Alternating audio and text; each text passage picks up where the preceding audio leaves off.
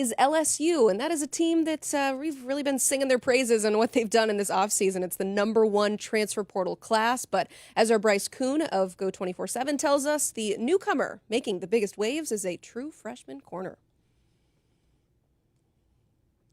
The biggest storyline heading into the LSU spring game this weekend is the development and impact of true freshman cornerback DJ Pickett. Why is that? Well, 2 reasons. Physically, he has looked the part.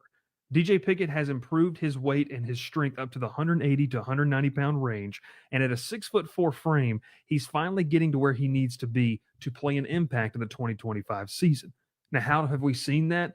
During spring football, we've got an up-close look at how he has looked the part and has been competitive against veteran receivers that LSU's brought both through the transfer portal and also guys that were already on the roster.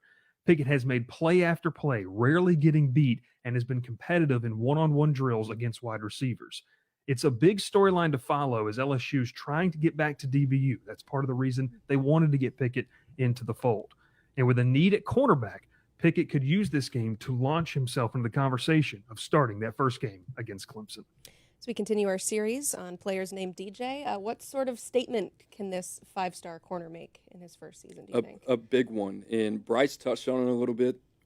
LSU is associated with DBU. That's what they want to be known as. They brought back Corey Raymond. Mm-hmm. You think about DJ Pickett, they used to have guys walking around that facility that looked a lot like DJ Pickett all over the place. You could have your pick of the litter. They haven't had one of those guys in quite some time. So it is a very positive sign if you're an LSU fan, especially for a sore spot in their secondary over the last 3 years under Brian Kelly.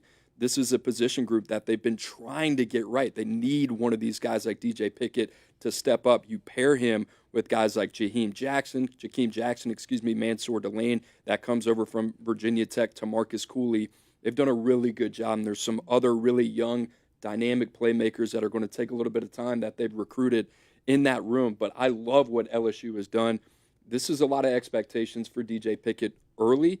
It's just going to have to be one of those situations where I think he's going to have to be thrown into the fire a little bit, and it's going to be baptism by fire. Week 1 against Clemson, he's going to have his work cut out for him. Baptism by fire, that's a cornerback's recipe for success. You know. Oh, yeah, you got to get charged up before you come out holy, and say, that's what it is. But you said Delane to Marcus Cooley. I have good knowledge of both of those guys. Signed to Marcus Cooley, recruited Mansour Delane, both guys that, when you look at that secondary, Coop, that might be one of the better secondaries in the SEC. Young, but playmakers. And then you add a young guy in like DJ. His skill set and the way they look, like an avatar creature. And one thing that we're not giving him enough credit for is his ball skills. Easily could be a top-rated receiver if he wanted to. So when you throw all that into one, put the ball somewhere near him, you can see this guy be freshman of the year type on the defensive side. Skill set is rare. And I'll say this too. I mean, the other point is he's 6'4". There's never been a 6'4", a true 6'4" corner taken in the first round of the NFL draft. This class in 2025 could have 2 of them that we feel great about. Smoke, you just saw this kid, DeJohn Lee at Alabama as well. So you think about Pickett, you think about DeJohn Lee. It bodes well for the future of college football. 2 6'4", you said it, kind of avatars at the cornerback position. Cool. I've never seen it before, and I wanted to see this firsthand. A 6'4" guy move around. Like you said, DeJohn Lee. I've never seen anything move like that long, that tall. No. This is the new age. 6'3+ guys playing cornerback. Yeah. New.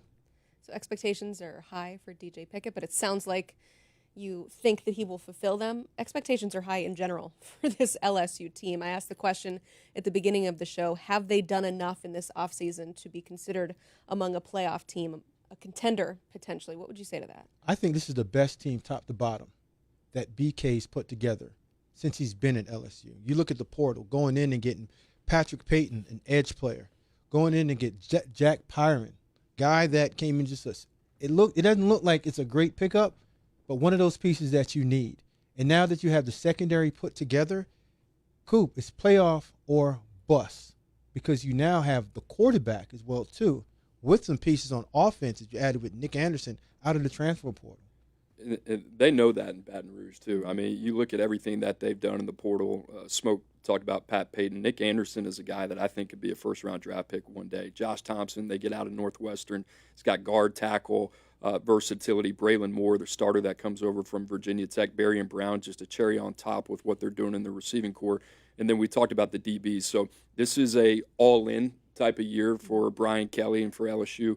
The big thing that I kind of want to talk about, they have to exercise some demons in the other Death Valley. Week 1 against Clemson, I think going to be one of the best games of college football right there in the first week of the season. You look at what LSU's done the last 3 years of the first week of the season. They lose to USC in Las Vegas. They lose to Florida State in Orlando. They lose to Florida State again in New Orleans. And for Brian Kelly, we saw a lot of emotion after that first week of the season last year out of USC. This can't keep happening. Well, flip the post-game emotion and let me see it pre-game. We know. Yeah. We've seen it for 3 years. I don't want to see it for a 4th year. Go, win. Yeah. This is what you do. You got all the talent. They're all there. You're going to have a first-round draft pick in Garrett Nussmeier. You have all the toys you could possibly imagine on offense. And defensively, they got the right guy in Blake Baker, and they got the talent this year. So I don't want to hear any of that, and I know Clemson's a good team. Go win the game. Coop, so you're saying there's no pressure on Brian Kelly because the last 3 head coaches at LSU have all won national championships. So there's none. He'll get there. He'll be fine. What I'm saying is win the first game. And then, like from a psychological experiment standpoint, win the first game and let's see what happens. Get over that hump first. My goodness. I think that can really turn their entire season to what he wants. Yeah. Just get out front and just say, you know what, game 1. And everything else rolls downhill. But if they take an L, game 1, Coop, I don't know if they get over. Well, now you got to be perfect, right? And that's the other thing. I think they're a CFP team. I think they're a lot like Tennessee last year. We said it. Do I think they're going to win the SEC championship? Probably not. Do I think they can be 10-2, one of those teams in? That's kind of where I see. Yeah, but you don't even have to win the SEC championship anymore. I don't want to go to that game if I'm Brian Kelly. I just want to get into the playoff healthy with my team ready to go, and that's all I need. Do you think this is a playoff team? I do. On paper, I think this is the playoff team. Hell yeah. Plus 2,000? Give it to me. Damn, Coop, we trying to get some money. Champions. That's just not even college football playoff I'm team. telling you, champions. There's only a handful of teams that can win this thing. LSU's one of them, my opinion. You're not off. I'm with you. Quarterback, defense, head coach, defensive coordinator, secondary, rush. Like, it's there. It's 1,000% there for him to do so. If not, boom, bust, get out of town. You got to show odds on that first game. It seems like that is crucial. That is the ticket to the college football playoff is winning that first game. They'll have to do it at the other Death Valley, as you mentioned.